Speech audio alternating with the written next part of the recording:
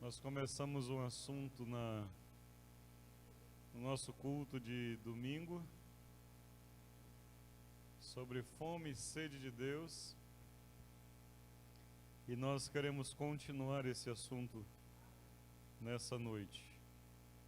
E eu não sei se vamos terminar, mas vamos até onde o Senhor nos permitir. Amém? Uma comida boa, gostosa, a gente não pode comer com pressa. Tem que saber comer. Louvamos a Deus pelas crianças, e uma oração no meu coração foi que o Senhor nos dê esse lugar para cuidar melhor delas. Então, se elas gritarem, correr, não se preocupe, queridos, em nome de Jesus. Apenas ache que isso é a melhor coisa do mundo, porque a Bíblia diz: ensina a criança no caminho que deve andar. E nós queremos sempre ver o Telzinho correndo aí, né? O Miguel que está nos visitando hoje aí, que eles sejam tremendamente abençoados em nosso meio. Aleluia!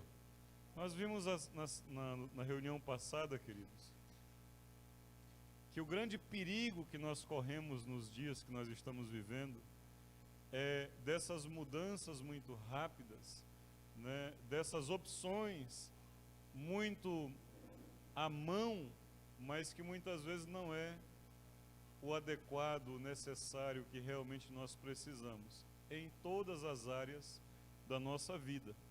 E com relação a Deus não vai ser diferente. O melhor alimento que nós podemos ter é Deus.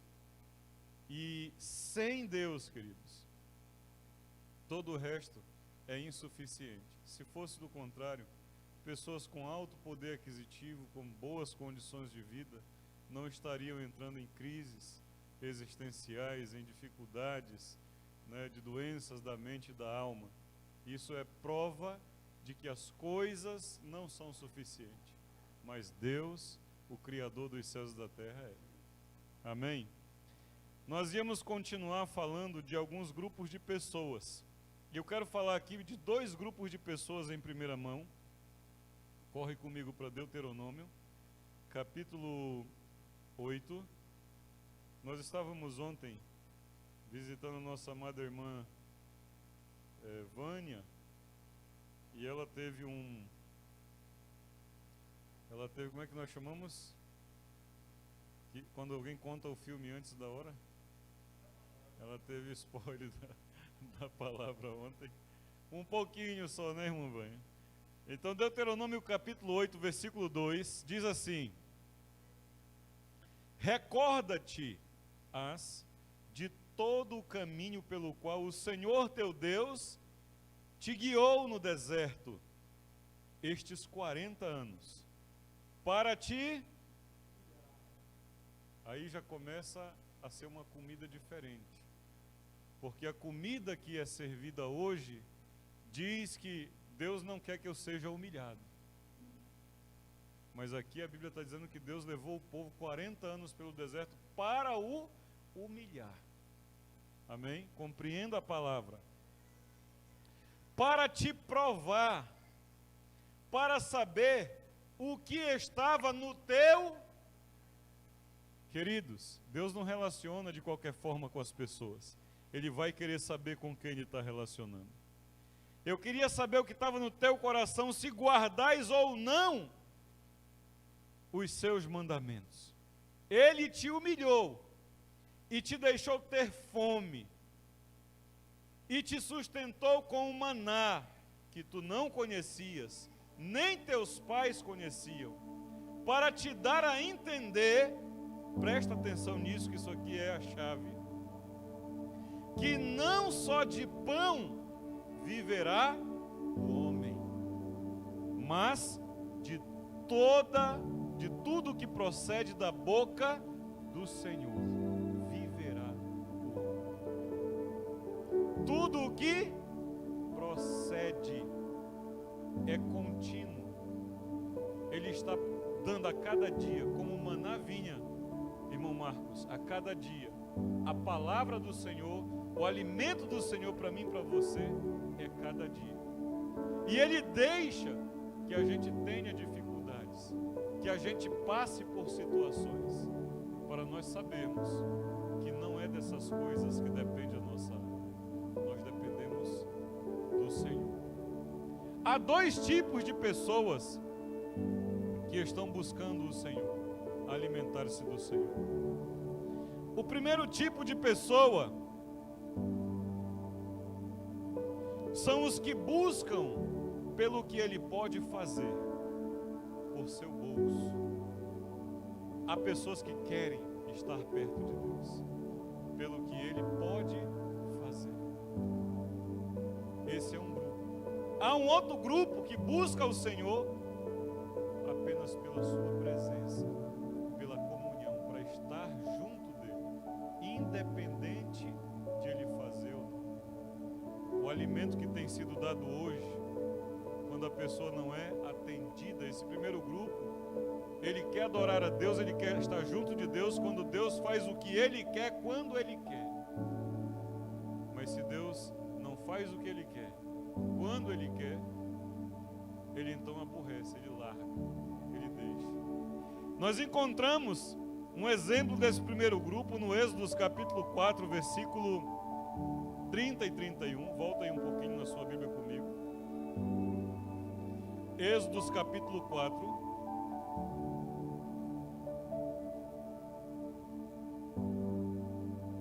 versículo 30 e 31. Amém? Glória a Deus.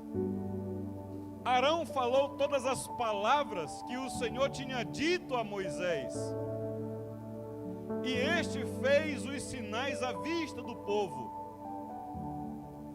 E o povo creu. E tendo ouvido que o Senhor havia visitado os filhos de Israel, e lhes vira a aflição, inclinaram-se e o adoraram.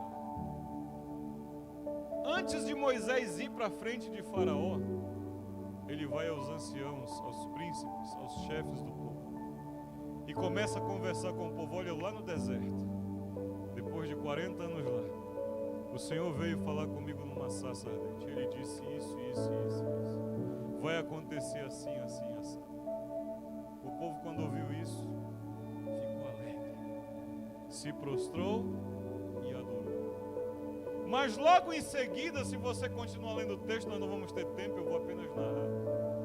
Quando Moisés começa o processo de ir à presença de Faraó e voltar, e quando o Faraó zomba de Moisés, de todo o povo e de Deus, e volta para o povo, com uma palavra dura, Faraó agora ele vai não apenas zombar, mas ele vai multiplicar as dores, o sofrimento do povo. O que o povo faz? Alegrou-se e adorou a Deus. O que fizeram? Murmuraram. O que é que você veio nos fazer, Moisés? Que coisa é essa que está no teu coração? Para criar mais sofrimento para o povo. Há um povo que vai para Deus por circunstâncias e condições. E há um povo que vai para Deus pelo que Ele é. Se está bom, glória a Deus. Se não está bom, glória a Deus também. Eu ainda tenho um outro exemplo aqui no capítulo 15 do mesmo livro de Êxodos. No versículo 20, muito conhecido. Êxodos capítulo 15, versículo 20, diz o quê?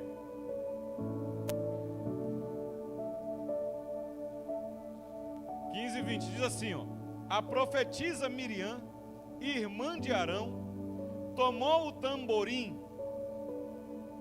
e todas as mulheres, repita comigo, todas as mulheres,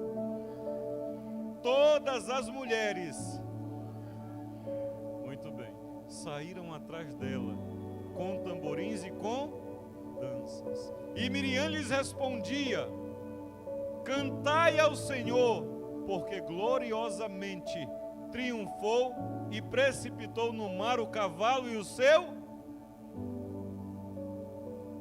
Isso aqui, queridos, acontece momentos antes de o povo murmurar de novo diante do mar vermelho. Tinham acabado de murmurar de novo. Será que não havia sepultura suficiente no Egito? Para que morrêssemos lá, tinha que nos trazer para aqui, para morrermos humilhados na presença do exército de Faraó. Aí, querido, o mar abre. O mar está fechado, murmuração. O mar abre, glória a Deus. Atravessou o mar, glória a Deus. O mar fechou e matou todo o exército, o mais poderoso exército da época, o exército de Faraó. Matou todo o exército. Aí veio o louvor. Mas eu queria te pedir uma coisa comigo, você faz? Você dá um glória a Deus junto comigo no 3, com força, com coragem. Sim ou não? Você dá um glória a Deus comigo? Então, 1, 2, 3. Glória a Deus! O barulho foi baixo, alto, como é que foi? Queridos, aqui tem cerca de 15, 20 pessoas. Quando a Bíblia diz que Miriam saiu e todas as mulheres saíram atrás dela, isso significa uma multidão de pelo menos 800 mil a 1 milhão de mulheres. Sabe o que é isso, Marco? É Maceió todinho, dançando e cantando e dando glória a Deus. Você acha que era de arrepiar ou não? Era ou não era? Mas logo depois, queridos, vão reclamar que está faltando comida, que está faltando água, que está faltando isso, que está faltando aquilo. E é assim que uma multidão ainda hoje vive, porque não experimentou o verdadeiro pão, o pão espiritual, o alimento espiritual. O segundo povo já é o contrário, ele não troca Deus por nada. Não importa se é multidão, não importa se está tudo bem, não importa, ele não troca Deus por nada, porque ele tem fome e tem sede de Deus. No mesmo livro de Êxodo, nós vemos o exemplo de Moisés, no capítulo 33, você pode correr comigo para lá, e o versículo 15, aí já passaram-se muitas situações, e Moisés está lutando com esse povo, e Deus está lutando com esse povo. Então Deus diz a Moisés no início do capítulo 33, olha Moisés, esse povo é duro, esse povo é difícil, faz o seguinte, vai, eu vou te mandar um anjo poderoso, que vai te guiar até a terra que mana leite e mel, eu vou expulsar de diante de ti os teus inimigos, eu vou limpar tudo à tua frente, vou fazer tudo o que esse povo tem desejado. Só uma coisa, Moisés. Versículo 3 diz assim: eu não subirei no meio de ti. Moisés, vai. Pega o povo e vai. Vou mandar um anjo poderoso, guerreiro. Vai derrotar todos os teus inimigos. Vai te fazer entrar numa terra que emana leite e mel. Glória a Deus, queridos, porque Deus não fez essa proposta aos anciãos do povo, porque se ele tivesse feito, eles diziam na hora: obrigado, Senhor, tchau, fica aí que eu estou indo. Mas olha o que Moisés diz, irmã Vânia, versículo 15: então lhe disse Moisés: se tua presença não vai comigo, não nos faça subir deste. Sabe o que Moisés está dizendo? Pode ter ouro, pode estar pintado, pode ter os melhores pomares de fruta, pode ter os melhores rios. Se o Senhor não vai, eu não quero ir. Você acha que a igreja de hoje está pronta para isso, queridos? Irmão Vânia, uau! Ele está falando que ele quer ficar num lugar, irmão, árido, lugar deserto, não tem água, não tem condições, não tem conforto, não tem nada que nós possamos imaginar do mínimo de conforto. Lá era muito menos ainda. E Moisés está dizendo: eu prefiro ficar aqui, se a sua presença está aqui, do que eu ir para um lugar muito melhor, porque Deus está dizendo terra que emana leite e mel. Não era um lugar ruim, era um lugar tremendo, maravilhoso. Ainda mais vai um anjo contigo. nós falávamos disso, né? Quando falava que tinha anjo, o povo dava rodopio, pulava, fazia isso. Moisés não estava confortável com anjo, com ninguém. Ele não estava confortável com manifestação, rocha dando água, pão caindo do céu. Ele não estava confortável com nada disso. A única coisa que o agradava era a tua presença. Eu quero a tua presença. Ah, se nós entendêssemos isso. Ah, se nós entendêssemos. No Salmo 84, nós vamos encontrar um outro homem que tinha loucura, paixão por Deus. No Salmo 84.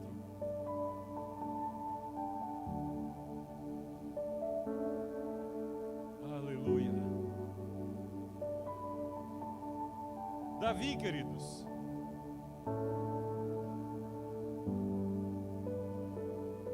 Salmo 84, quem achou, diga amém.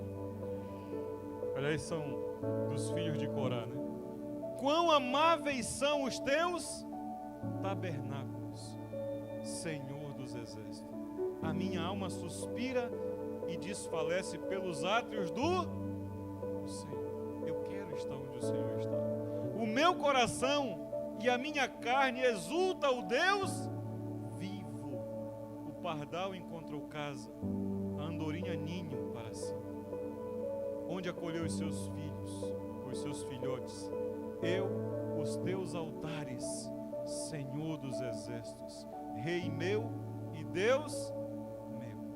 Bem-aventurados os que habitam em tua casa. Não é nada. Bem-aventurado quem tem o melhor carro, a melhor casa, a melhor condição social. Não, queridos. Falávamos ontem que José na casa de Potifar estava nu, e a Bíblia o descreveu como próspero. O homem chega escravo, Zé, na casa de Potifar. Livro de Gênesis, acho que 39. E a Bíblia descreve ele como homem próspero, porque ele era um homem que estava cheio de Deus. Amém? Ele estava cheio de Deus. Hoje nós estamos cheios de coisas. Nós estamos cheios de situações que aparentam Deus, mas que no fundo não é Deus. Alguém leu aqui, acho que é esse, o Marco também já mencionou. Elias não viu Deus na tempestade, não viu Deus no fogo, não viu Deus na ventania, no barulho, mas ele viu Deus no silêncio. Muitas vezes as pessoas estão indo atrás de manifestações, de um rastro, mas não quer dizer que Deus está lá. Esses homens entenderam que o melhor lugar para se estar era onde o Senhor, de fato e de verdade, em pessoa, estava.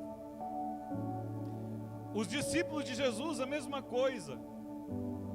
No capítulo 6 de João, no Evangelho de Jesus segundo escreveu João, o versículo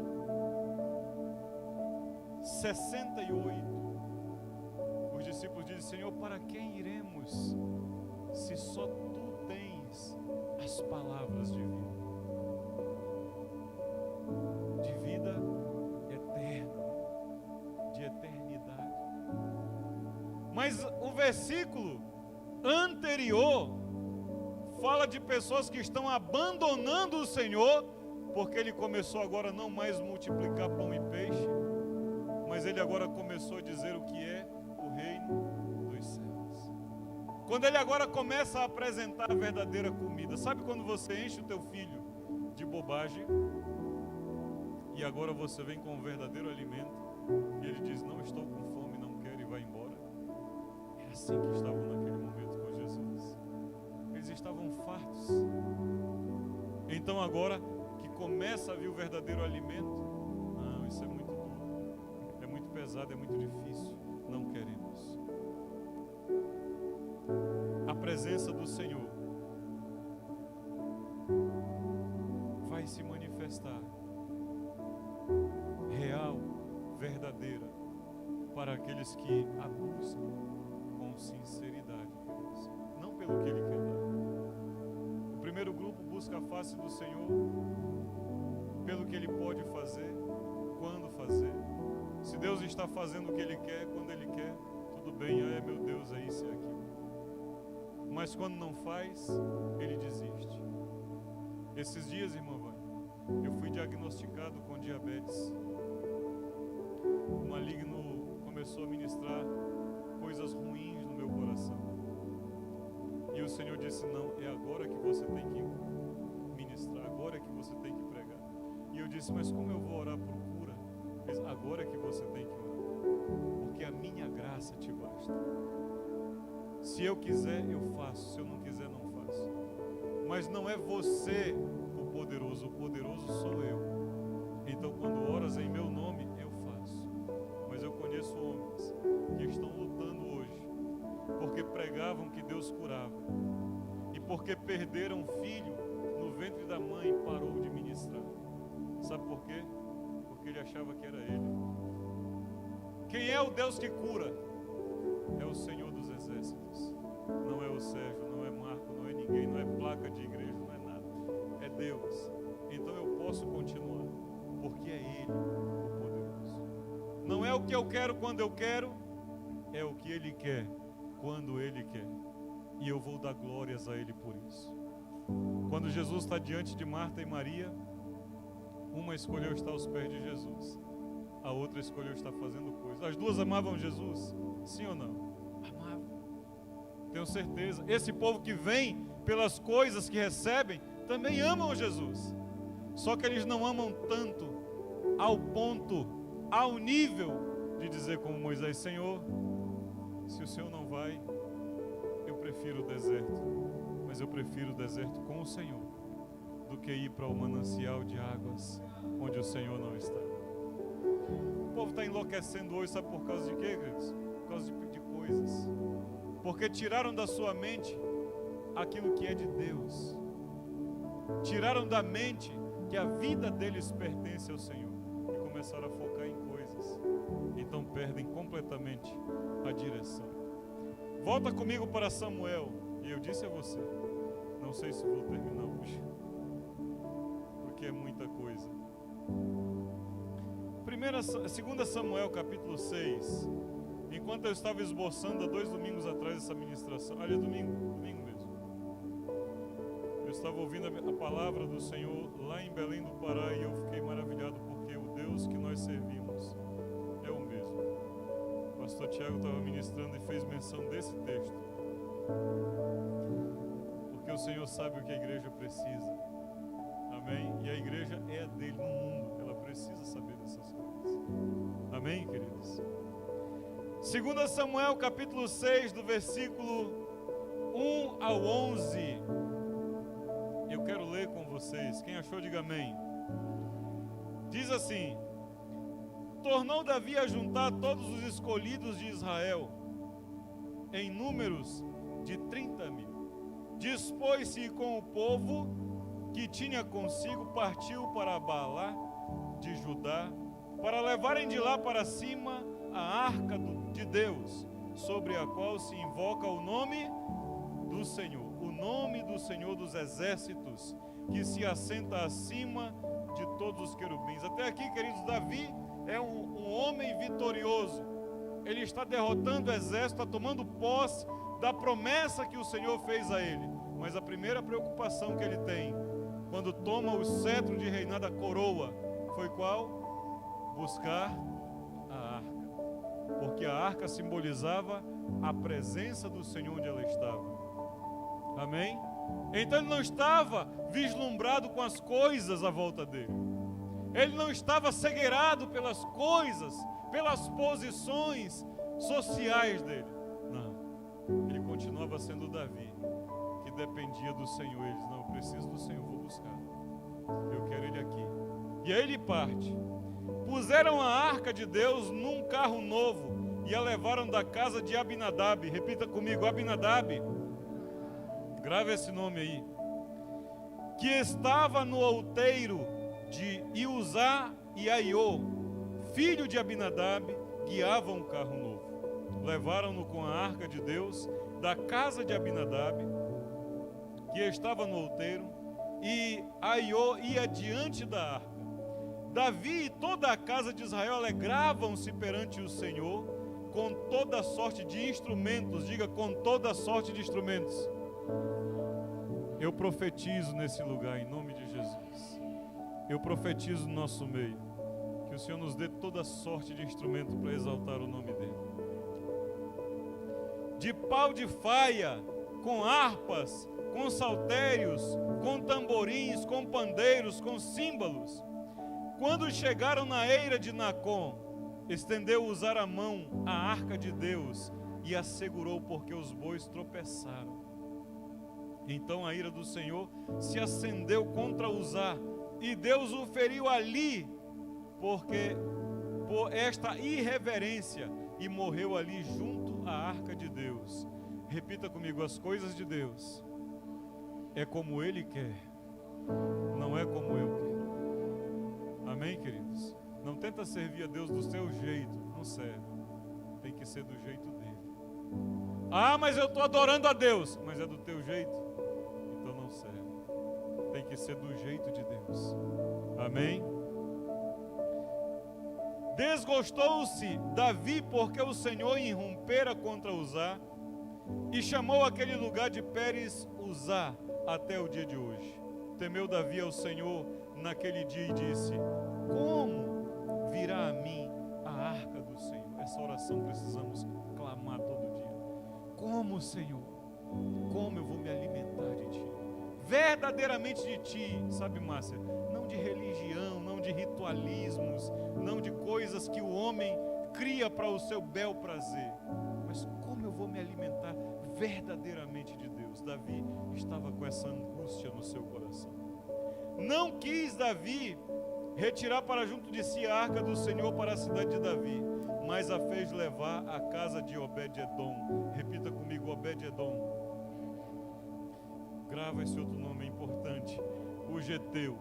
Ficou a arca do Senhor em casa de Obed-edom, o Geteu, 3 meses, e o Senhor o abençoou e a toda a sua casa. Amém? Queridos, um princípio: não buscamos o Senhor pelo que Ele pode nos dar, mas com certeza quando estamos na presença dEle, coisas boas poderão acontecer. Quando você passa um tempo sem usar aquela calça jeans, Marco, e aí você vem para o culto e você foi lá, pegou uma calça jeans para vir para o culto. Amém? O que você queria? A calça jeans para ir para o culto. Você não foi procurar outra coisa. Mas você vem no meio do caminho, mete a mão no bolso e puxa 100, 200. Você colocou lá, esqueceu, ficou lá. Você estava procurando os 200? Você estava procurando uma calça.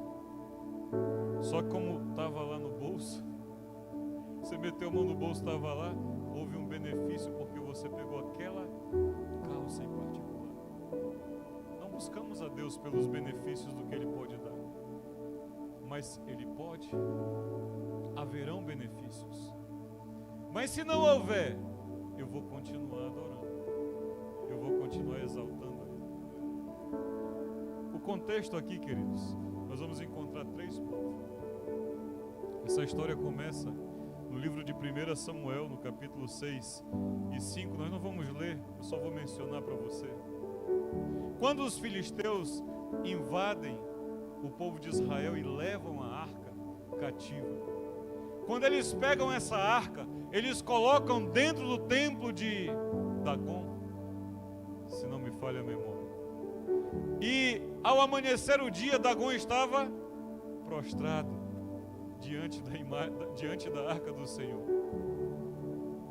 Então levantaram, colocaram de novo, e no dia seguinte de novo estava lá a imagem de Dagon prostrada diante do Senhor, com cabeça partida, com tudo partido.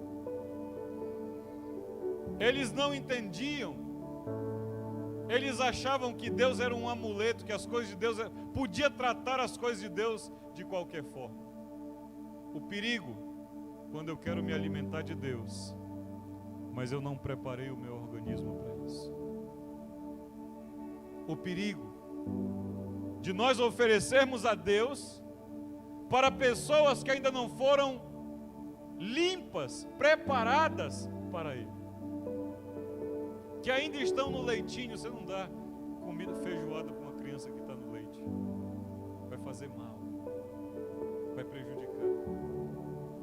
Aí não apenas Dagon é humilhado, mas como o povo vai sofrer enfermidades, úlceras, vão morrer, porque uns deles vão abrir a arca e olhar dentro da arca.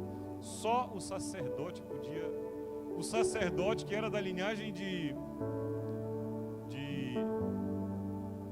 Coate, os coatitas, carregar a arca, só os coatitas. Ah, mas eu sou levita. É de Levi, mas não é todo mundo. Ah, mas eu sou levita, mas não é todo levita que carrega a arca. Ele não podia nem colocar a vara nas argolas da arca. Quem colocava era o sacerdote. Ele tinha que ir lá carregar. Davi queria carregar num carro de boi. Não é assim, Davi.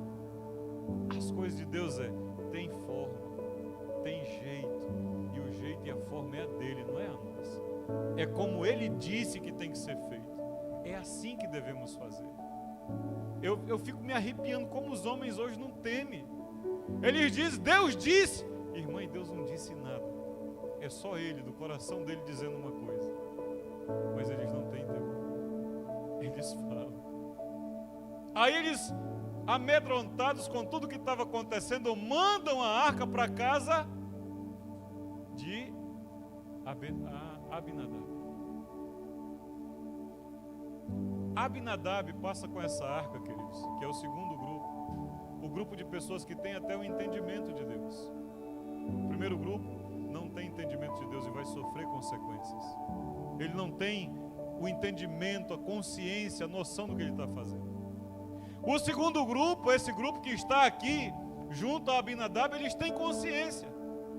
Eles sabem, não fez nenhum mal, mas também não fez nenhum bem. A Bíblia diz que a arca passou na casa de Abinadab, queridos.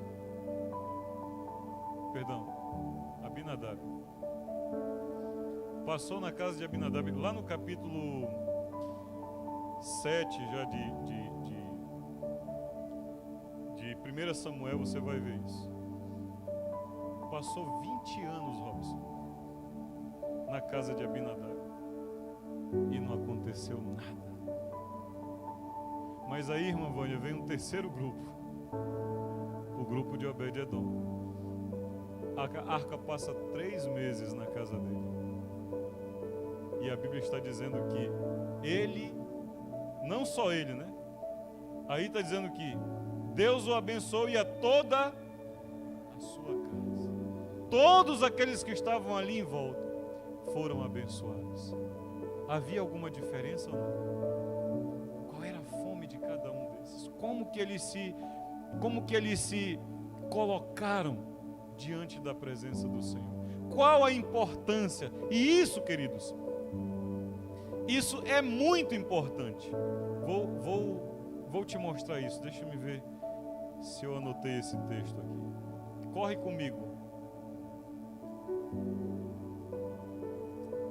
Deixa eu ver. Vai mais à frente. Perdão. É mais à frente. Queridos, Deus, Ele está pronto, de braços abertos, mas as pessoas querem Deus como Ele é, da forma que Ele é. Será que as igrejas hoje, e quando eu falo igreja, querido, não pense em nenhuma placa, eu estou falando do modo geral, eu estou falando de todos nós. Se nós estivéssemos nos comportando de acordo com a palavra de Deus, nós estaríamos vendo os desastres que nós estamos vendo hoje. Eu garanto a você que não, porque Deus é Deus de palavra, e Ele propõe bênção e maldição. Bênção para quem o obedece, a maldição é para quem está longe da presença dEle, porque andar longe de Deus é uma maldição, queridos. E eu quero dizer a você o seguinte: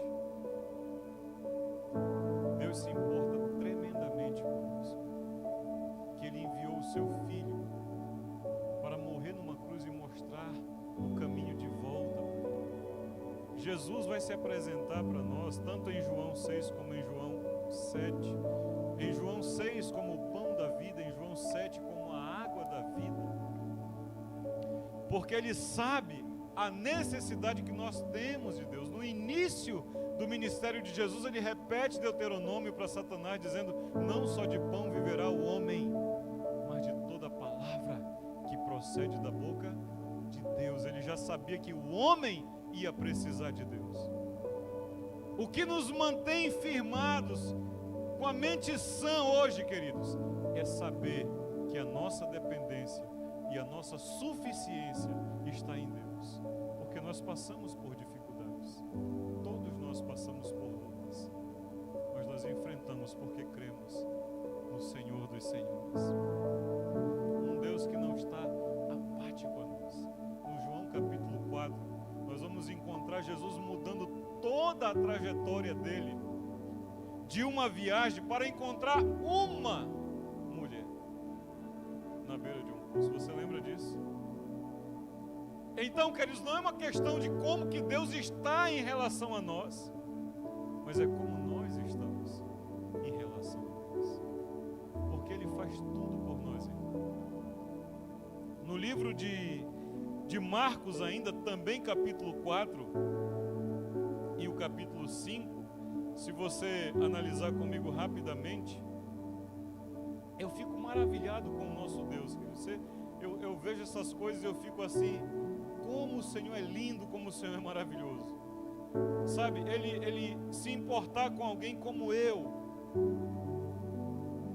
sabe, sem valor nenhum, sem nada a oferecer, Ele se importou. No capítulo 4, a partir do versículo 35, nós vamos encontrar que Jesus estava numa margem do mar da Galileia e entra num barco para ir para outra margem, não é isso? No caminho, o que acontece? Uma tempestade. A viagem, querido, dava de 10 horas ou mais de viagem. Jesus está numa margem do mar, Robson, e ele vai encarar uma viagem difícil, 8, 10 horas. Só que a viagem não é apenas difícil pela distância, agora tem uma tempestade. Ele vai enfrentar a tempestade. E diz aqui que despedindo a multidão, né? O versículo 36. Ele deixou uma multidão. Ei, irmãos, Jesus está olhando para cada um de nós nessa noite. Individualmente. Ele sabe, cara, Ele não se importa com multidões, querido. Sabe aquele dia que você entra no teu quarto e sozinho você chora?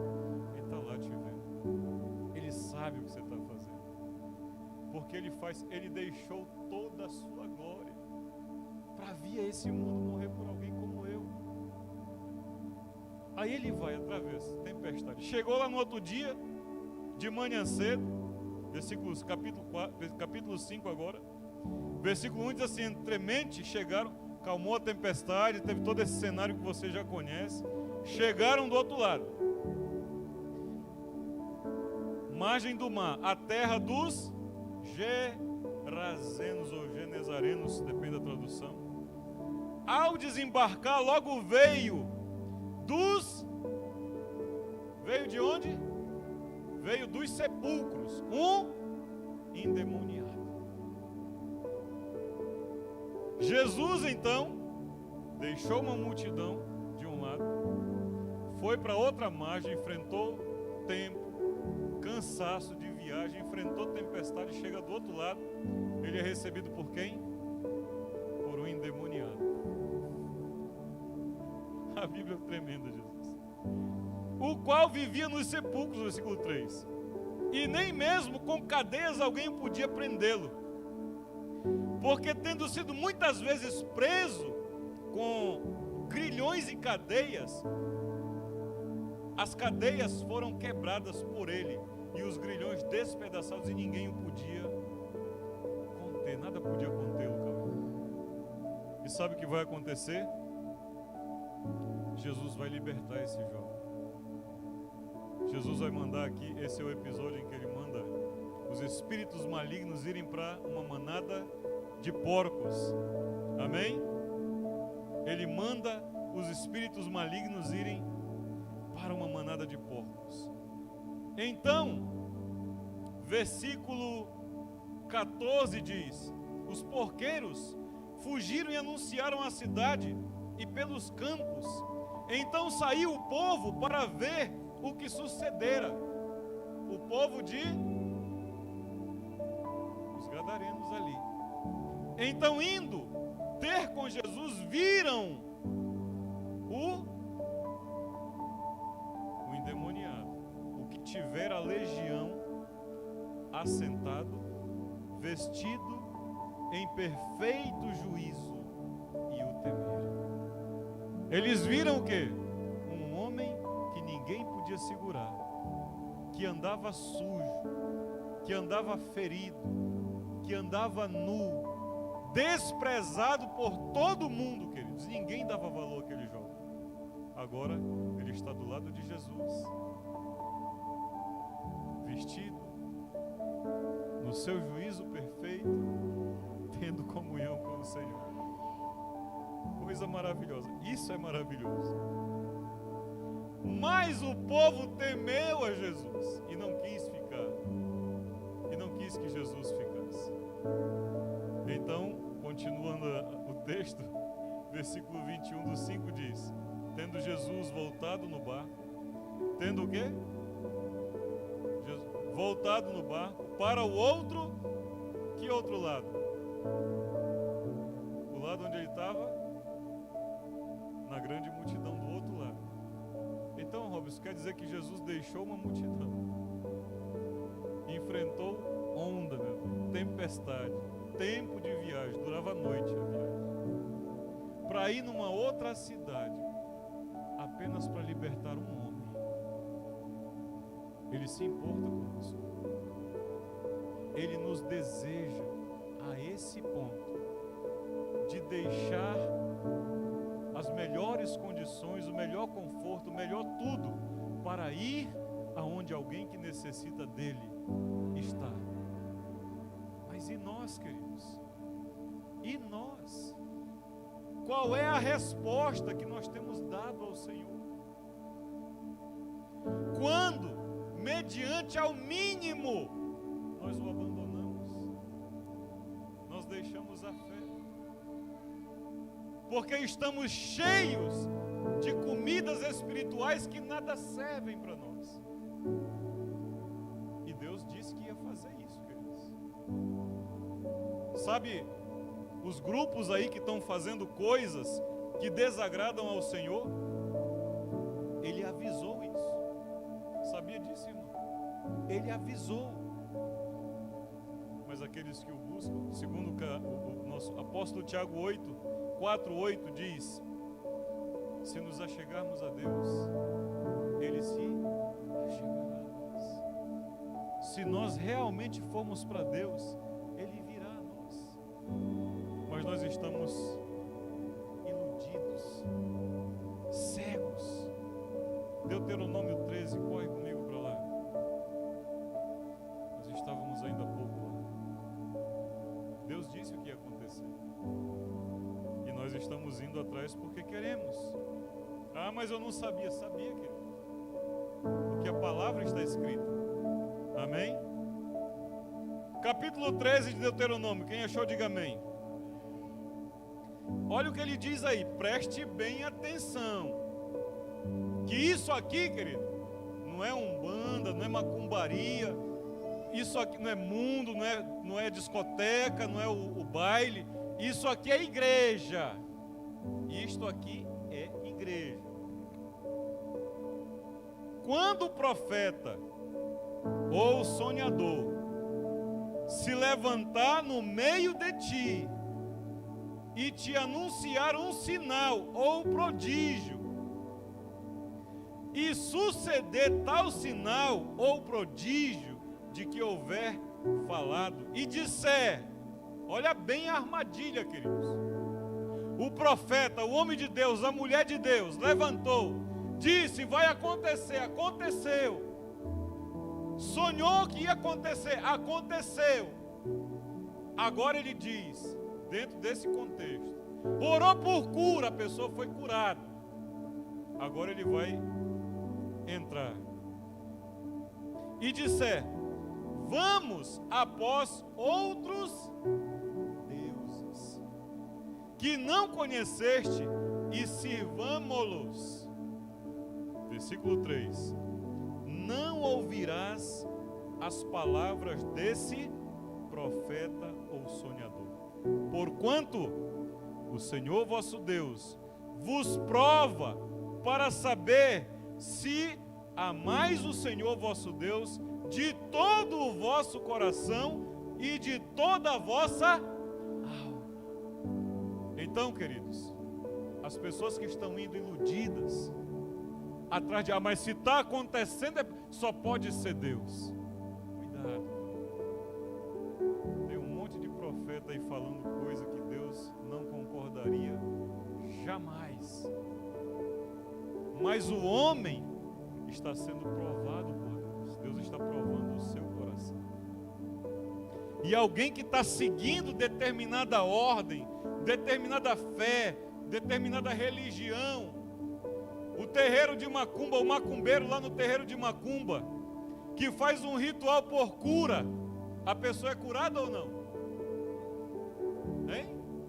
Às vezes é. Agora, porque houve cura, é o Deus Criador dos céus e da terra que está fazendo? Se ele, no mesmo livro de Deuteronômio, vai dizer que não devem fazer tais coisas. Nós sabemos de pessoas que estão profetizando, dizendo que ouviu de Deus. Ouviu de Deus? Não. Ouviu de Deus, vírgula. Porque as coisas de Deus, querido, tem que estar baseado na palavra. Tem base na palavra? Agostinho, Martinho Lutero, dizia: pode chover milagres, se não está na palavra, eu não quero. Mas hoje o povo corre atrás de milagre. Ah, tem profeta ali, tem cura ali, tem não sei o que ali, e vai, e aceita tudo.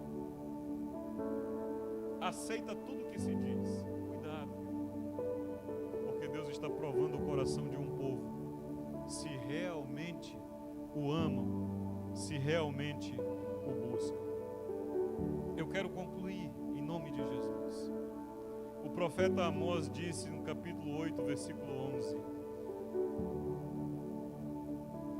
eis que vem dias, diz o Senhor, em que enviarei fome sobre a terra, não de pão, nem sede de água, mas de ouvir as palavras do Senhor. Haverá um tempo em que virá fome. Só que esse profeta Amós está falando de um tempo que eu não quero estar. É um tempo, Robson, onde a palavra não vai estar mais. Eu tenho visto uma postagem aí, que daqui a pouco o povo vai correr atrás de uma igreja. Não vai não. Mas eles vão querer a palavra de Deus e não vão encontrar. Sabe por quê? Porque Deus já tirou o seu povo, aqueles que se alimentou dele durante a sua vida aqui na terra. E aí vão correr de um lado para o outro atrás da palavra e não vão encontrar. O profeta Isaías, em 55, 6 e 7, disse: buscai o Senhor enquanto se pode achar, invocai-o enquanto está perto. Deixe o perverso o seu. Mas quando a gente fala o perverso deixar o caminho dele, ele quer? Não. Ele quer Deus como um amuleto. Eu continuo sendo o mala aqui, mas quando eu precisar, eu venho aqui em santidade. Mas quando eu estiver bem, eu volto a ser mala. Deus não trata assim, queridos. Não é assim. mas o tempo de achá-lo é hoje, agora. Amém? O profeta Jeremias disse: buscar-me-eis. Jeremias 29:13. Buscar-me-eis e me achareis, quando me buscardes de todo o vosso... Nós precisamos entender todo. Nós não entendemos. Nós queremos dividir o nosso coração. Senhor, vou te dar a maior parte. É todo. Senhor, vou te dar 90%. É todo. Buscar-me-eis e me achareis, quando me buscardes de todo. É Moisés no deserto. Senhor, vou não. Sem o Senhor eu fico aqui, mas não vou. Eu não dou um passo para longe da tua presença. Vou entrar numa sociedade. Senhor, o Senhor está aí? É tua vontade? Ele disse: fazei prova de mim, então eu vou fazer. Me mostra, porque eu não quero entrar numa coisa que o Senhor não está. Eu não vou me associar a quem não está com o Senhor. O salmista no 107, versículos 5 e 9 diz: famintos e sedentos desfaleciam neles a alma. Então, na sua angústia, clamaram ao Senhor, e Ele os livrou das suas tribulações. Conduziu-os pelo caminho direito, para que fossem à cidade em que habitassem. Rendam graças ao Senhor por sua bondade e por suas maravilhas para com os filhos dos homens. Pois dessedentou a alma sequiosa e fartou de bem a alma faminta. É esse o Deus que eu creio, que como a mãe que corresponde a um filho de colo que chora, que estende os braços para ter o colo da mãe, para ter o colo do Pai, assim também o nosso Deus, o Senhor, Criador dos céus e da terra, se compadecerá daqueles que o buscarem de fato e de verdade, de todo o seu coração, e responderá ao teu coração. Porque muitas vezes, irmã Vânia, a resposta não vem para aquilo que queremos, mas Deus traz paz, traz descanso ao nosso coração. Quando Paulo orou e disse: me cura, ele disse 3 vezes: não vou te curar, a minha graça te basta. Então Paulo diz: então eu deixei quieto, me conformei na graça do Senhor. Esse Deus é necessário que tenha fome e sede do verdadeiro Deus. Não deixa que os fast food espiritual atrapalhem a tua comunhão com Deus.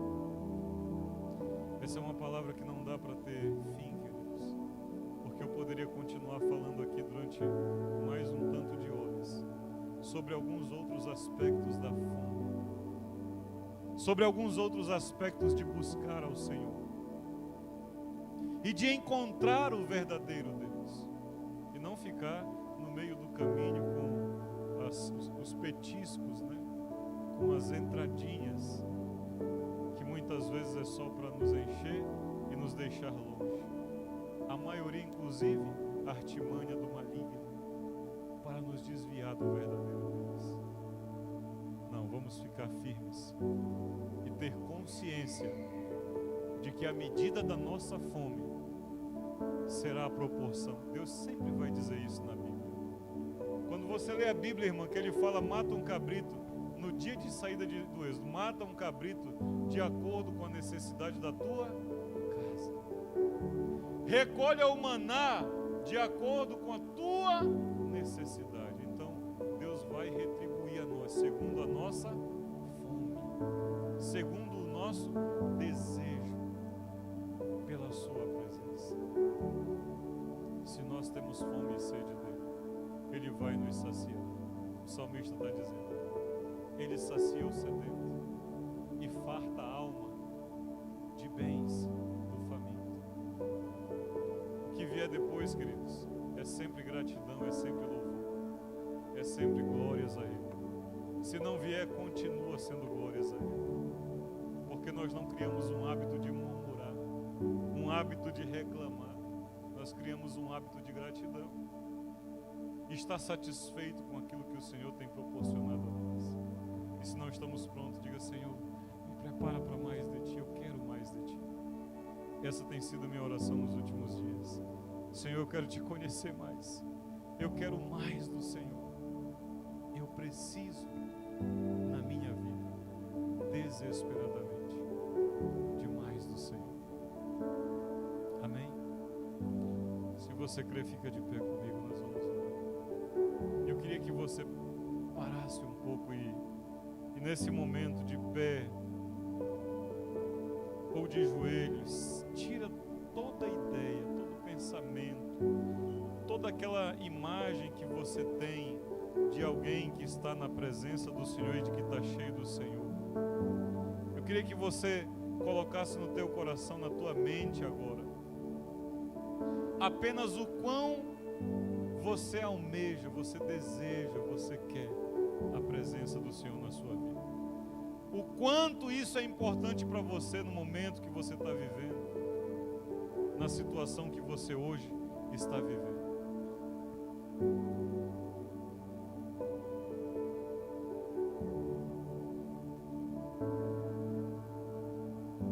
Feche os seus olhos um pouquinho. Comece a refletir no Senhor. Você compreende que nós estamos numa caminhada, queridos. E essa caminhada, ela aponta para um crescimento.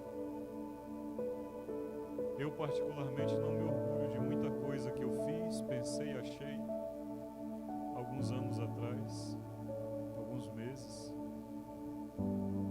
Eu achava talvez que podia mover, que podia ser dessa ou daquela forma. Mas eu quero que você analise a sua forma. Será que você tem dado realmente 100% prioridade ao Senhor na sua vida? Será que, como Moisés, você esteve disposto ou está disposto a perder tudo, mas não perder a presença do Senhor na sua vida, a manifestação dele na sua vida? Moisés se dispôs, querido, a perder família, a perder posição, a perder status social, tudo. Eu quero que você pense quantas vezes você se envergonhou do Senhor para não passar vergonha diante de amigos, de familiares, de pessoas que talvez você admire, que estavam à sua volta. Se questione nessa noite e se renda ao Senhor em nome de Jesus.